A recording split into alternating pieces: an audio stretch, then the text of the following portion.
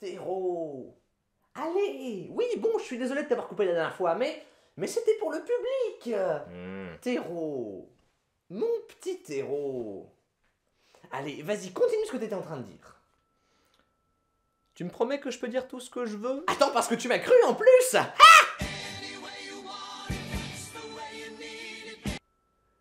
Je suis désabusé.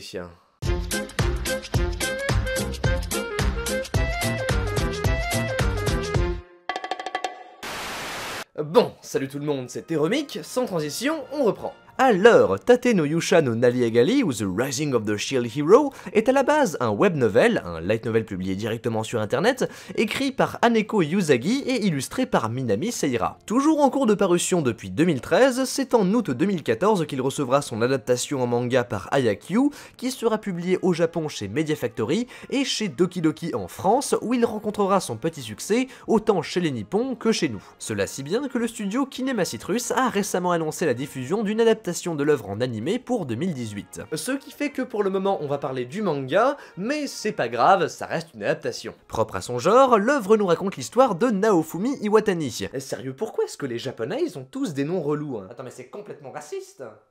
Ouais.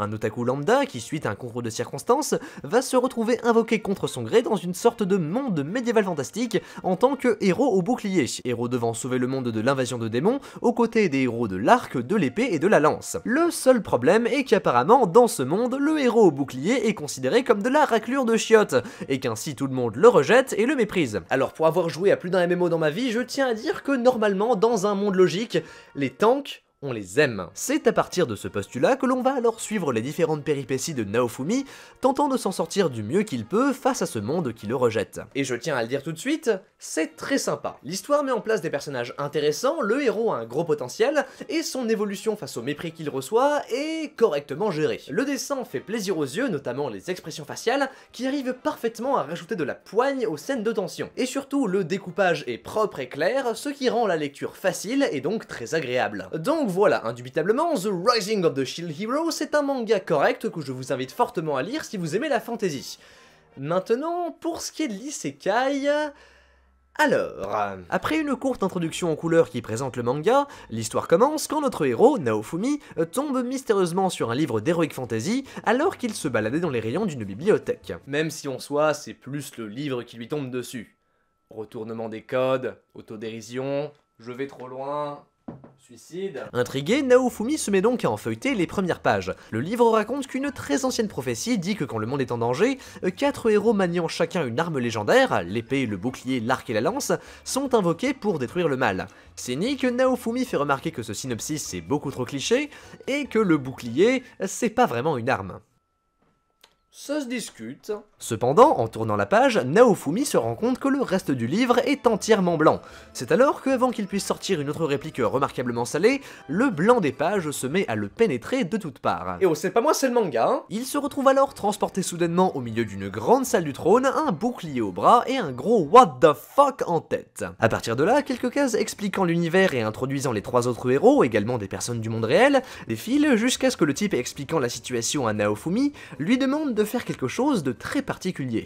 Il lui demande d'ouvrir son inventaire. On comprend alors que le monde dans lequel se trouve Naofumi est en réalité un VR MMORPG, c'est-à-dire un jeu en ligne en réalité virtuelle. Ainsi, comme dans un vrai jeu vidéo, en tant que joueur, Naofumi et les 3 autres héros ont accès à une interface de jeu leur montrant leurs statistiques, leur identité et leurs compétences. Devant ça, Naofumi est quelque peu désemparé parce que wesh il a juré, ce genre de niaiserie se fait débailler à enculer les lois de la physique, et va donc demander conseil auprès des 3 autres héros qui ont de leur côté l'air en pleine possession de leurs moyens. Ils se réfèrent en effet au monde dans lequel ils sont comme un jeu du nom d'Emerald Online, et qu'ils se souviennent bien parce que c'est comme la première zone dans laquelle ils ont commencé, et que donc la map est sûrement la même et que ça sera facile de progresser.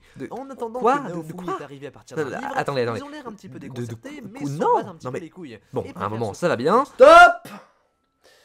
Ok, bon.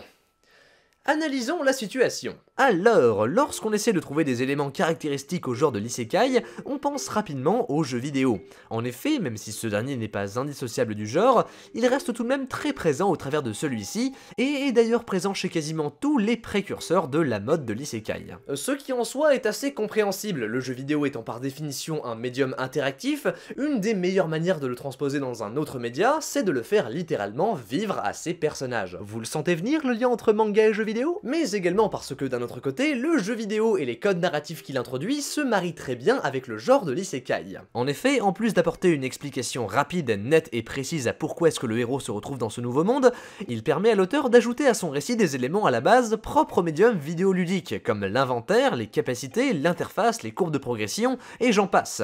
Des éléments qui, s'ils sont bien utilisés, permettent de structurer le récit et de lui rajouter du rythme et de la cohérence. Par exemple, Sword Art Online.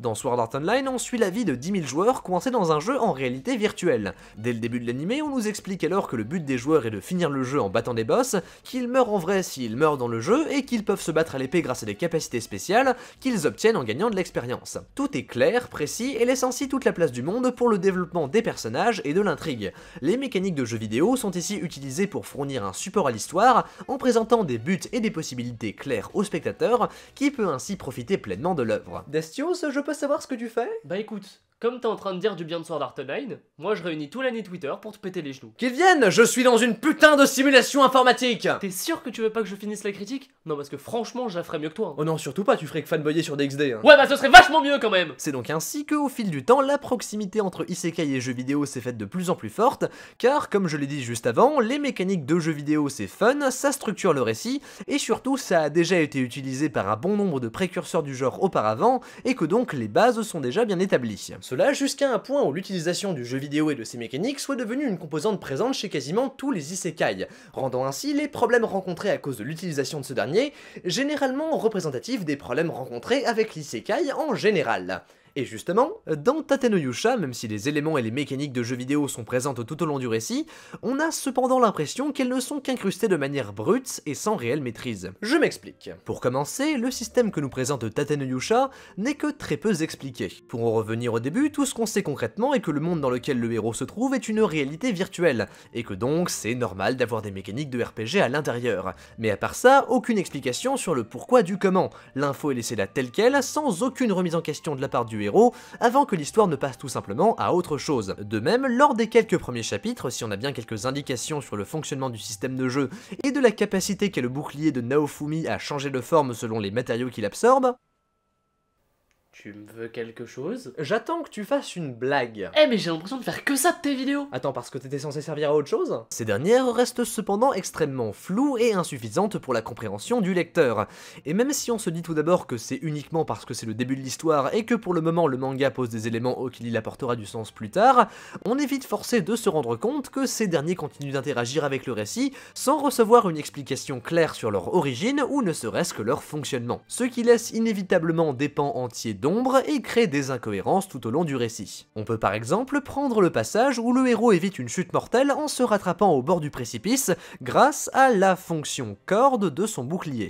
Ce qui aurait pu être une bonne idée, sauf que le problème c'est que, cette fonction corde, elle sort de nulle part. Parce que, même si dans l'absolu on peut comprendre que c'est une extension de la capacité de transformation du bouclier qui est présentée au début, le problème c'est que jusque-là le manga nous avait présenté cette capacité uniquement que comme une manière d'améliorer la puissance du bouclier, et pas, comme une fonction couteau suisse. Et ça peut paraître de rien dit comme ça, mais couplé à une myriade d'autres cas du même genre, ça a pour effet de fragiliser les bases mêmes de l'histoire, et par extension la relation de confiance normalement tacite entre l'œuvre et le lecteur, empêchant ainsi ce dernier d'apprécier pleinement celle-ci, puisqu'il se retrouve sans cesse à douter de la crédibilité du récit qui lui est présenté. Cela simplement car, probablement de par un manque de réflexion ou de maîtrise, le manga ne prend pas le temps de poser correctement les bases de son système, ainsi que par extension de son univers, en pensant que puisqu'il s'inspire des bases déjà vues et acquises par une bonne partie du public, il est donc inutile de les présenter de nouveau. Et en soi, c'est quelque chose qui peut sembler tout à fait logique. De la même manière qu'il n'est pas nécessaire de présenter en détail les lois de la physique quand on raconte un slice of life à l'intérieur d'un lycée, on peut, et heureusement, comprendre de manière implicite un élément non expliqué d'une œuvre si on a déjà vu celui-ci être utilisé dans une production antérieure. Sauf que même si oui, dans l'absolu cela marcherait si le manga suivait au code près les bases des autres productions du genre, on est bien forcé de constater que celui-ci utilise néanmoins des éléments répondant à des règles spécifiques à son histoire, que sont par exemple le système du bouclier de Naofumi, ou par extension, ses mécaniques de jeux vidéo. En effet, on peut considérer de manière très synthétique le jeu vidéo comme un ensemble de règles. Ainsi, vouloir utiliser celui-ci comme un vecteur narratif sans poser clairement ces dernières, amène inévitablement une baisse de qualité. Mais si encore c'était que ça irait. Cependant, en effet, plus que de ne pas être expliquées, les mécaniques de Tate no Yusha ne sont pas exploitées. En effet, je suis presque sûr que l'intention de l'auteur est de laisser planer le mystère autour du pourquoi de ces mécaniques, et ainsi, par extension, de sa partie isekai elle-même. Et sur le papier, c'est vrai que ça peut être une bonne idée. Si une bonne partie des isekai ne perdent pas de temps et expliquent dès le début pourquoi et comment le protagoniste se retrouve dans le nouveau monde, laissant ainsi pleinement la place à l'action et au développement, c'est par exemple le cas de No Game No Life ou encore une fois de Sword Art Online, qui énoncent clairement leurs objectifs dès le premier épisode, on a cependant d'autres œuvres du genre qui, comme Tate no Yusha, prennent le parti de laisser les explications très vagues sur la nature de leurs isekai au début et de disséminer plusieurs révélations tout au long de l'histoire de sorte à happer le spectateur dans l'intrigue. Le mystère placé au début devenant une source de motivation à suivre la licence, puisque donnant envie de connaître le fin mot de l'histoire. C'est par exemple ici le cas de Log Horizon qui prend le parti de zapper la normalement traditionnelle introduction dans le monde réel pour directement nous plonger à l'intérieur de son monde, nous laissant ainsi aussi désemparés que les personnages, posant de cette manière un mystère très prenant. Sauf que la différence entre Log Horizon et Tate no Yusha, c'est que, même si tous les deux racontent une histoire à l'intérieur d'un jeu en réalité virtuelle reprenant des éléments de gameplay, Log Horizon, lui, ne pose pas ces éléments de manière brute sur la table. À la place, il prend le temps de les introduire clairement et à son rythme, ce qui permet ainsi aux personnages de les assimiler, de douter de leur crédibilité, de les remettre en question, de tester leurs limites, en gros, de les exploiter. Là où dans Tate no Yusha, le héros ne semble se poser aucune question sur la crédibilité du monde dans lequel il a subitement été putain de transporté. Genre littéralement, dans le manga, ça se passe comme ça. Bon alors mon petit gars, en l'espace d'une seconde, t'as été transporté dans un jeu vidéo, il y a des lécomémies dehors, t'as plus aucun repère du monde réel et tout le monde te traite comme de la merde. Ok. Ce qui, en plus de retirer beaucoup de crédibilité au protagoniste, rajoute une nouvelle couche de pan d'ombre et d'incohérence au récit, que ça soit encore une fois autour des mécaniques et des éléments propres aux jeux vidéo, ou même des éléments essentiels à l'isekai en lui-même. Un bon exemple, la question des autres personnages. Parce que oui, si dans le manga le monde est une sorte de réalité virtuelle et que seuls les 4 héros sont les joueurs, que sont les autres personnages? Des PNJ, mais pourtant ils se comportent exactement de la même manière que les joueurs, donc dans ce cas, qu'est-ce qu'ils sont? Et si une telle technologie existe, comment ça se fait que Naofumi n'en ait jamais entendu parler? Tiens, Naofumi justement, puisqu'on en parle, ce type se fait traiter comme de la merde tout au long de l'histoire, alors pourquoi est-ce qu'à aucun moment il n'est ne serait-ce que la moindre pensée au sujet de « Ah mais tiens, c'était quand même vachement sympa le monde réel !» Et si j'essayais d'y retourner? Alors attention, ce que je critique n'est pas le fait que de telles questions existent, mais bien le fait qu'elles restent en suspens tout au long de l'histoire, sans que la moindre ligne de texte leur soit accordée. Un manque d'exploitation qui me désole. Ah, tu trouves pas que tu pinailles un peu quand même? Mais bien sûr que je pinaille, mais c'est ce que je trouve hallucinant, c'est que les mécaniques normalement là pour faciliter le déroulement du récit ne font au final que l'alourdir encore plus. Parce que c'est ça le pire, c'est que malgré tout, j'aime bien Tate no Yusha. Quand on se concentre uniquement sur l'histoire, eh bien on se retrouve avec quelque chose de prenant, d'intéressant et de qualité. C'est pour ça que je m'énerve autant, c'est parce que Tate no Yusha est un manga avec beaucoup de potentiel, qui pose de bons personnages et des idées de fantasy intéressantes. Cependant, le fait qu'il gère constamment mal son côté isekai ne fait que tirer l'histoire vers le bas et nous empêche d'apprécier cette dernière pour ce qu'elle est réellement, à savoir une bonne et classique histoire de fantasy. Plus que le manque d'explication ou d'exploitation, c'est surtout un manque d'intention et surtout de réflexion qui émane des éléments d'isekai de Tate no Yusha. En soi, on a l'impression que ces derniers ont été posés là tels quels à la manière d'un patchwork sur l'histoire originelle, uniquement pour justifier la présence d'une interface de jeu, de 2-3 éléments par-ci par-là, et surtout parce que, en ce moment, les isekai c'est cool, ça marche bien, et c'est la mode. Sauf que justement, puisqu'on sent que l'auteur a inséré des codes de l'isekai dans son histoire sans vraiment réfléchir aux conséquences et aux compromis qu'ils impliquaient, il en résulte alors une histoire à deux vitesses où on a d'un côté une partie fantasy classique, intéressante et maîtrisée, mais s'appuyant sur une partie isekai branlante et en désaccord avec le reste. Ainsi, quand bien même Tate no Yusha peut être une très correcte histoire de fantasy, ce n'est définitivement pas un bon isekai. Et ça, c'est un problème que l'on retrouve chez pas mal d'autres productions du genre. En effet, quand on s'y attarde un peu, on se rend compte qu'au final, une très grande majorité des isekai de ce moment présentent de manière plus ou moins poussée le même manque de réflexion que chez Tate no Yusha. Un des derniers meilleurs exemples en date étant certainement Re:Zero Kara Hajimaru Isekai Seikatsu, qui, même s'il nous propose une histoire d'une grande qualité riche en esprit et en émotions, n'est finalement uniquement qu'un isekai dans la forme et n'utilise, certes de manière avouée, ce dernier que comme une simple excuse pour utiliser l'alchimie plaisante du héros facilement identifiable, transporté au sein d'un monde dans lequel il a toujours rêvé de se trouver.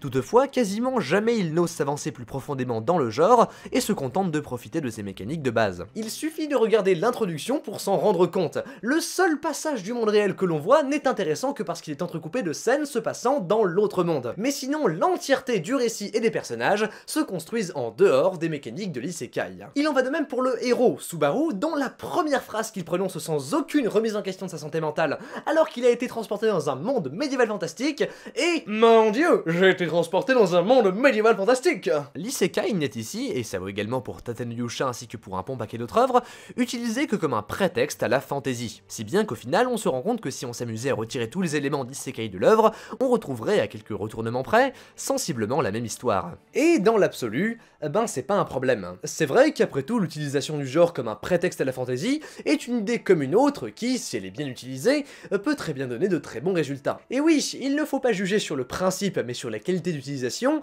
c'est pas juste du vent. En fait, le vrai problème que j'ai, c'est que même si ces derniers sont clairement des isekai uniquement de nom, ils ne sont cependant pas présentés comme tels. En effet, malgré tout ce que j'ai pu dire sur les œuvres traitées dans cet épisode, il faut savoir que l'isekai reste un genre que j'aime profondément, et ayant eu une influence importante sur mon parcours au sein de la Japanimation. Ainsi, ces derniers temps, je ne vous cache pas qu'il m'est devenu impossible de regarder le genre sans éprouver une certaine frustration à l'égard du fait qu'il semblerait que l'utilisation de l'isekai comme un simple prétexte soit plus ou moins devenue la norme. J'en prends pour cela la montée en popularité de titres comme In Another World My Smartphone, ou justement Tate no Yusha, les échecs relatifs d'autres productions essayant au contraire de passer le genre sous un nouvel angle, comme Grimgar and the World of Ashes, ou encore le fait que Re:Zero apparaît maintenant comme la référence isekai de ces dernières années, sans que personne n'y trouve quelque chose à redire. Et même si, comme je l'ai dit dans l'absolu, certaines œuvres peuvent utiliser ce prétexte de manière tout à fait qualitative, il n'empêche que dans les faits, cela crée irrémédiablement un manque d'exploitation et par extension d'innovation au sein du genre. Un manque qui touche déjà en premier lieu les bons gros fans de ce dernier comme moi, qui se sentent ainsi frustrés de ne plus rien trouver qui puisse les satisfaire. Parce qu'après tout, c'est vrai que je vous avoue que quand je cherche un isekai, je trouve pas ça vraiment abusé de demander un isekai et pas une histoire de fantasy classique avec un autocollant isekai collé dessus. Mais qui à force finit par affecter également le plus grand public qui, face à la grosse quantité de productions similaires engendrées par la mode, finit fatalement par se lasser et à terme se désintéresser du genre. Cela à un point on en arrive à la situation assez ironique où l'isekai qui avait su gagner son identité et son indépendance il y a quelques années est maintenant en train de retomber dans son rôle initial de simple sous-genre de la fantasy. Ce qui, en tant qu'amateur du genre, me rend triste. Parce que bordel, l'isekai c'est plus qu'une simple excuse scénaristique, c'est plus que le simple fait de mettre un héros lambda dans un monde médiéval fantastique, c'est un genre au concept de base génial et regorgeant de possibilités. Imaginez le nombre d'histoires possibles, de la science-fiction, du space opéra, des isekai steampunk même. Pensez au nombre de réflexions qu'on pourrait creuser si on se détachait des codes établis par nos précurseurs et qu'on cherchait d'autres manières d'aborder le genre. Mais peut-être que finalement, ça on le fait déjà. Oui, parce qu'il y a en réalité un point que j'ai volontairement laissé de côté jusqu'à maintenant, et sur lequel j'aimerais axer ma conclusion. S'il y a bien quelque chose qu'il faut se dire lorsqu'on parle d'isekai en tant que genre à part entière, c'est que celui-ci est finalement encore assez jeune. En effet, même si les premières productions du genre commencent à dater un peu, le réel début de la mode et de l'apparition massive des isekai au sein du marché du light novel et par extension de la japanimation date, elle, d'aux alentours de 2012, soit il y a seulement 5-6 ans. Ainsi, en comparaison avec d'autres types d'animés comme le neketsu ou la tranche de vie, qui sont eux installés depuis déjà un bon bout de temps, il faut bien se rappeler que l'isekai est un genre qui n'est sorti de l'ombre qu'assez récemment et qui se cramponne donc encore beaucoup au code instauré par ses précurseurs, simplement parce qu'une grande partie des œuvres constituant à ce jour le genre sont des œuvres encore jeunes, qui, sous l'influence de la mode, ont pour beaucoup simplement repris ce qui leur a paru comme des bonnes idées. Mais justement, comme je l'ai dit lors de la dernière partie, soit la partie 1 de la partie 3, putain Théromique, sérieusement, ce qui est cool avec les modes, c'est que c'est un moment où les codes évoluent très rapidement. Si le portrait que je vous ai dépeint peut paraître assez sombre, je pense néanmoins que celui-ci est en train d'évoluer. Je suis en effet de l'avis que l'isekai est en train de sortir de sa période d'apprentissage, et que, autant le public que les œuvres utilisant les codes du genre, sont aujourd'hui en train de prendre du recul par rapport aux bases établies pour trouver de nouvelles approches à ces dernières. J'en prends pour exemple l'énorme succès des 2 saisons de Konosuba, une adaptation d'un light novel se moquant allègrement et de manière superbement drôle des principaux clichés présents au sein de l'isekai, ou encore, de manière plus subtile, le changement de ton dans les derniers chapitres de Tale of the Wedding Rings, un manga au problème similaire à Tate no Yusha, n'utilisant au début l'isekai que comme un prétexte et ne montrant aucune intention de creuser plus loin dans le genre, mais qui, dans ses derniers chapitres parus, se met soudainement à en exploiter de nouveau les mécaniques pour apporter un nouvel arc narratif mettant tout son aspect heroic fantasy de côté pour se consacrer uniquement et totalement sur l'isekai. Ainsi, même s'il ne s'agit encore que de quelques cas isolés, il semblerait que l'isekai soit bel et bien dans une dynamique, lente mais certaine, d'évolution vers le mieux. Et en tant que fan du genre, rien ne pouvait me faire plus plaisir. Cependant, s'il y a quelque chose qu'il est important de se rappeler, c'est que l'amélioration n'est jamais quelque chose qu'il faut considérer comme acquis, et que c'est nous, autant en tant que créateurs qu'en tant que public, qui décidons de l'avenir de nos œuvres. Parce qu'après tout, c'est vrai qu'au final, plus que les précurseurs en eux-mêmes, ce qui a véritablement déclenché la mode autour de l'isekai, c'est bien nous, spectateurs, en répondant positivement à ce qui nous a été présenté, et en encourageant par la suite l'affluence de production. Bon, après, étant donné notre réel impact sur le marché de la japanimation, mon propos aurait sans doute plus de sens devant un public japonais, mais l'idée est là. Ainsi, si l'on veut que cette dynamique continue, c'est à nous qu'il revient de la préserver. Cela en attrapant la main qui nous est actuellement tendue, et en soutenant et en encourageant les œuvres présentant une réflexion envers leur code, ou essayant d'apporter un regard nouveau sur ces derniers. Donc du coup on crache sur tout ce qui est pas original. Alors non, bien sûr que non, la réflexion et l'originalité ne font évidemment pas toute la qualité d'une œuvre, et ça serait bête de se priver de bonnes choses à cause de ça. Au contraire, chaque production est une source potentielle de savoir. Ainsi, si l'une d'elles vous déplaît, essayez de considérer cette dernière comme une méthode d'apprentissage en dégageant clairement les éléments qui vous posent problème et en réfléchissant à comment ceci aurait pu être amélioré. De la même manière, soutenez les œuvres qui vous plaisent, mais essayez toujours de comprendre pourquoi elles vous plaisent. Pour résumer, soyez critique avec ce que vous regardez. Si la dernière fois je vous avais dit que je considérais les codes, les archétypes, les clichés et tout ce bordel comme des outils de création, et qu'avoir une meilleure connaissance des outils que l'on utilise nous permet de mieux les maîtriser pour créer de belles choses, il est maintenant temps de vous expliquer mon propos. Je pense justement que la critique est la voie de l'amélioration. En effet, plus que d'apporter des arguments pour soutenir une impression que l'on a par rapport à une œuvre, je pense que la critique permet de continuer à façonner des œuvres de qualité. Elle nous fait prendre du recul sur ce que nous regardons pour en comprendre plus efficacement les mécaniques de tel ou tel genre ou production, et ainsi nous faire prendre conscience de nos réussites et de nos maladresses. Et s'il est impossible de corriger les œuvres du passé, grâce à elles, il nous est alors possible, en apprenant de ce qui a déjà été fait, de trouver des manières de ne pas répéter nos précédentes erreurs, et ainsi de rendre meilleures nos créations futures. En d'autres termes, la critique nous permet d'avancer vers le mieux, de nous améliorer. Que ça soit Tate no Yusha, Re:Zero, Sword Art Online ou même Log Horizon, aucune de ces œuvres ne sont parfaites. Cependant, elles sont toutes de précieuses sources de savoir sur leur genre, dont il ne tient qu'à nous d'en tirer profit pour nos prochaines créations. Ainsi, pour répondre à la citation de Michael Bay que je vous avais présentée au tout début de cet épisode lors de la partie 1, non, on ne fait pas des films pour plaire à la critique, mais on se sert de la critique pour faire de bons films. Car sinon, on va jamais rester à créer des œuvres comme Re:Zero ou Tate no Yusha, qui peuvent être très bonnes, magnifiques, grandioses même, mais qui sont inéluctablement en demi-teinte. Qu'est-ce que je viens de dire là? Attends, mais c'est pas le code de tout à l'heure ça? Merde! Et prof, je pense qu'on tient quelque chose. Prof? Prof? Bah il est où ce con? Dis-moi Destios, une idée farfelue vient de me traverser l'esprit. Et si, depuis tout ce temps, en fait c'était... Non. Depuis le début ce serait quand même pas... Oh mon dieu. Qu'est-ce que... Ah! Destios! Thermique? Thermique!